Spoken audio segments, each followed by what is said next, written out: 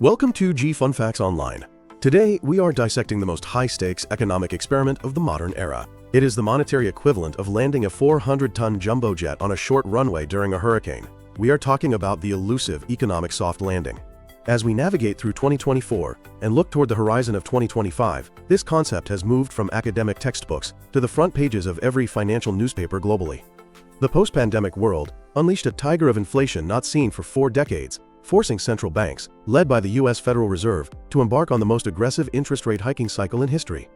The question on the minds of investors, CEOs, and workers alike is simple: can they pull it off? Today, we are going to do a deep dive into the anatomy of this maneuver, the strange paradoxes of the current economy, and what to expect in 2025. To understand what is happening right now, we first have to define the goal. A soft landing technically refers to a cyclical slowdown in economic growth that avoids a recession. In central banking terms, it is the Goldilocks outcome. Interest rates rise high enough to dampen demand and lower inflation to the target, usually 2%, but not so high that they trigger a spiral of mass unemployment and negative GDP growth. Conversely, a hard landing is a recession, often deep and painful, caused by the central bank slamming the brakes too hard. But recently, we have seen a third, more paradoxical concept emerge, called the no-landing scenario. This is where the economy refuses to cool down, despite high rates, keeping inflation sticky and forcing central banks to keep rates higher for longer, which actually increases the risk of an eventual, harder crash later on. Why is this so difficult to achieve?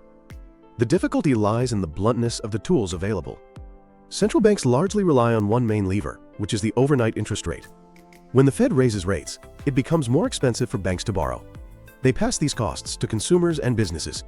Mortgage rates rise, credit card APRs spike, and business loans become costly. But the most treacherous aspect of this policy is the lag effect. A rate hike today may not be fully felt by the economy for 12 to 18 months. Think of it like showering with a faucet that has a 1-minute delay. The temptation to keep turning the handle because the water feels too cold is high, leading to the risk of getting scalded, or in this case, freezing the economy when the effect finally kicks in. History is actually littered with failed soft landing attempts. The tightening cycles of 1980, 1990, 2000, and 2007 all ended in recession. However, there is one holy grail example: the 1994 to 1995 period under Chairman Alan Greenspan. The Fed doubled interest rates from 3% to 6% in just 12 months. While the bond market revolted, the real economy held up, inflation was tamed, and the U.S. enjoyed the booming expansion of the late 90s. But the difference today is crucial. In 1994, the Fed was acting preemptively against inflation that was barely rising. In the 2020s, central banks were acting reactively to inflation that had already spiraled out of control, making the braking maneuver much more violent. So where do we stand now, looking at the landscape of 2024 and 2025? Remarkably, the U.S. economy has defied the doommongers.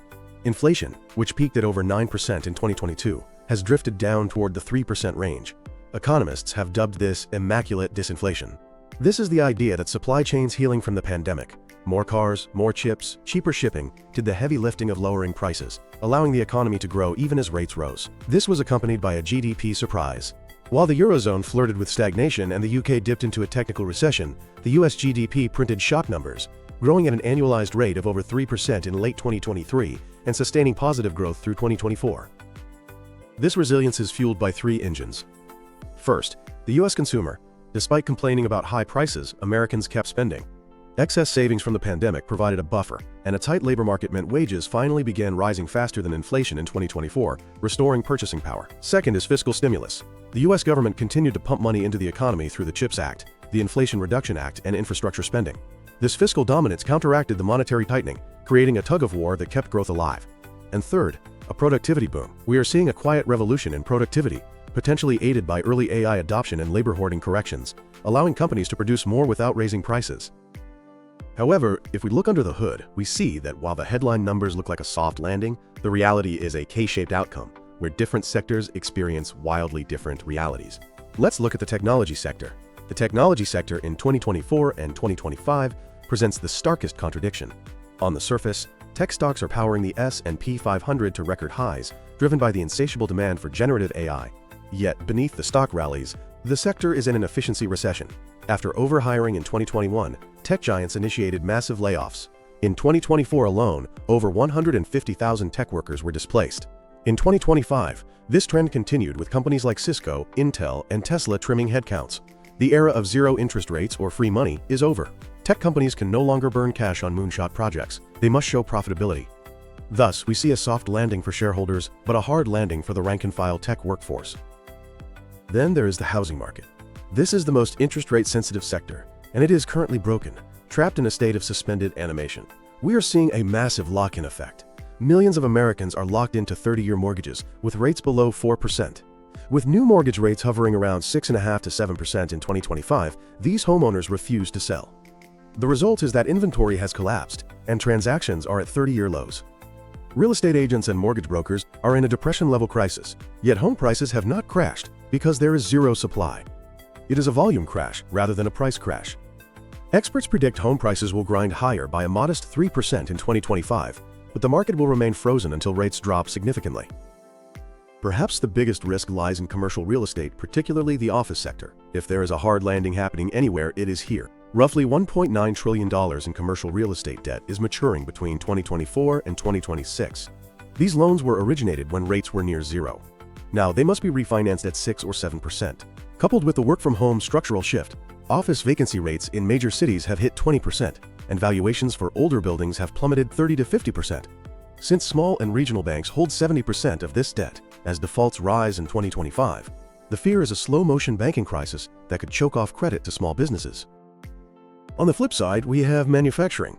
While services like travel and dining have boomed, global manufacturing has been in a recession for nearly 2 years. The shift from buying goods during lockdowns to experiences post-lockdown left factories with bloated inventories. However, 2025 is showing signs of a restocking cycle. As inventories finally thin out, manufacturing activity is creeping back into expansion territory. This suggests the industrial recession might be ending, just as the services sector cools, which is a perfect baton pass that supports the soft landing narrative. Now, let's zoom out to the global stage. Because the US does not exist in a vacuum, its soft landing attempt sends shockwaves through the global economy via the dollar and trade channels. Europe faces a harder path. Unlike the demand-driven inflation in the US, Europe's inflation was largely supply-driven by energy shocks from the Ukraine war. The Eurozone economy stagnated for much of 2023 and 2024. Germany, the industrial powerhouse, faced a double whammy of expensive energy and slowing Chinese demand. The outlook for 2025 suggests the European Central Bank will cut rates earlier or more aggressively than the Fed to revive growth, potentially weakening the euro. However, Europe's labor market remains surprisingly resilient, hoarding labor in the face of demographic decline. China, meanwhile, is fighting a different beast entirely: deflation. The collapse of its property bubble has crushed consumer confidence. To compensate for weak domestic demand, China has doubled down on manufacturing exports like EVs, solar panels, and batteries. This floods the global market with cheap goods, which ironically helps the US and Europe achieve their soft landing by lowering the cost of goods. However, this prompts a backlash. US and EU tariffs on Chinese goods in 2025 could reignite inflation, acting as a spoiler for the soft landing. Interestingly, emerging markets, or the global south, have shown remarkable resilience. Historically, when the Fed hikes rates, emerging markets crash as capital flees to the dollar. This time is different. Many central banks, like those in Brazil and Mexico, hiked rates before the Fed. As a result, they have stable currencies. India and Brazil are projected to see robust growth in 2025. India, driven by massive infrastructure spending and domestic consumption, is particularly insulated from the Western slowdown. So, is the mission accomplished? Not quite. Even as the runway comes into view, severe crosswinds threaten the final descent in 2025. There are 3 main risks. First is the no-landing inflation resurgence. The nightmare scenario is that the economy re-accelerates too much.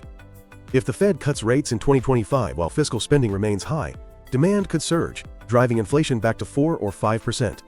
This would force the Fed to reverse course and hike again, a policy error that almost guarantees a severe recession later. Second is the geopolitical black swan. Soft landings rely on stable supply chains. An expanded conflict in the Middle East could close the Strait of Hormuz, sending oil to $150 a barrel. This acts as a massive tax on consumers and spikes inflation simultaneously, creating stagflation and making a soft landing impossible. Furthermore, aggressive tariffs proposed in US politics could disrupt the flow of cheap goods, mechanically raising prices. Third is the fiscal cliff. The US deficit is running at 6% of GDP during peace and prosperity, which is unprecedented. The so-called bond vigilantes may eventually demand higher yields to hold US debt. If the 10-year Treasury yield spikes back to 5 or 6% due to debt concerns, it would crush the housing and banking sectors regardless of what the Fed does with short-term rates.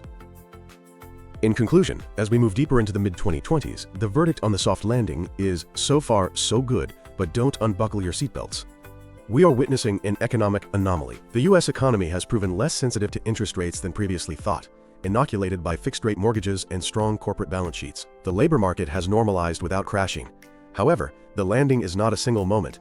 It is a duration. The cost of this stability has been high inequality, a K-shaped reality where asset owners and workers in booming sectors thrive, while lower-income borrowers and rate-sensitive industries suffer. For investors and businesses, the 2025 playbook shifts from surviving the crash to navigating the pivot. The era of zero interest rates is gone, replaced by a higher, for longer reality, even as cuts begin. Success will depend on efficiency, adaptability to AI, and managing debt in a world where capital finally has a cost again.